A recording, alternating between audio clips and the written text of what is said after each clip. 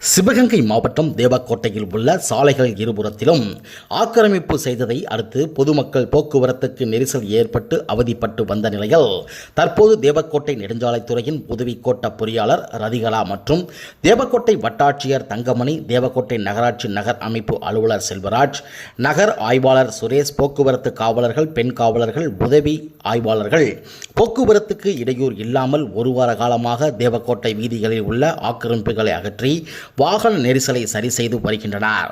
இதனால் அப்பகுதி மக்கள் இவர்களை வெகுவாக பாராட்டி வருவது குறிப்பிடத்தக்கது.